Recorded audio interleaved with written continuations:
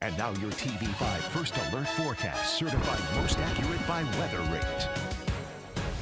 Good Thursday evening, Mid-Michigan. Chief Meteorologist Chris Easlick with your Thursday evening forecast update. Winter storm watch is still in place for the southern half of the TV5 viewing area. These have not been changed to winter storm warnings or winter weather advisories just yet. A lot of that having to do with some of the uncertainty and some of the southeasterly shifting we have seen with this snowfall as we've gone through even late last night and through today. So we have adjusted our snowfall map accordingly. We will show you that in just a moment. A couple of bullet points that I want to highlight with this storm system on Friday for those who see it. Rates of 1 to 2 inches per hour are possible at times, and this will be a heavy and wet snow. So hazardous shoveling is certainly expected with this. If strenuous activity is not recommended for you, I would seek the assistance of others or just wait until you can get that assistance, because it is going to be more of that concrete type snow. We expect winds to be between 30 and 40 miles per hour. As far as the gusts go, that will lead to very poor visibility once that snow starts to fall, especially at those 1 to 2 inch per hour rates.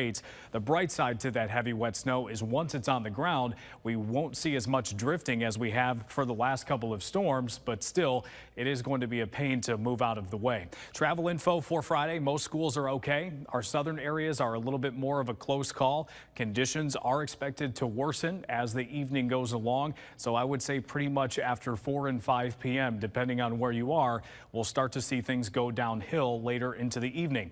Your First Alert Pinpoint Doppler radar live from MBS is all dry tonight. We don't have any wet weather to worry about through tonight or even through the first half of tomorrow. We fast forward to around 8 o'clock. Everything is cloudy but dry at that point. We're still dry at lunchtime. It's our areas that are farther to the south, Shiawassee, Genesee, and also Lapeer counties that start to see that snow move in closer to 2 or 3 o'clock. The Tri-Cities region is a little bit closer to that 4 and 5 o'clock time frame, and areas north of there likely around 6 or 7, and in our far northern areas maybe even after 7 o'clock. As we go through the night, that snow will gradually pull from west to east and eventually out of the area shortly after midnight.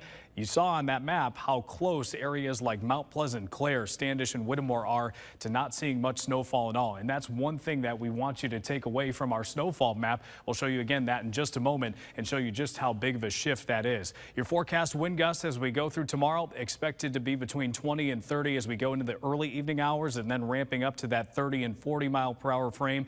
It does look like as we go towards Friday night, that's when things will start to let up. Your high temperatures on Friday before that snow really gets going expected to be around the mid-30s, so we will have a chance to warm up quite a bit.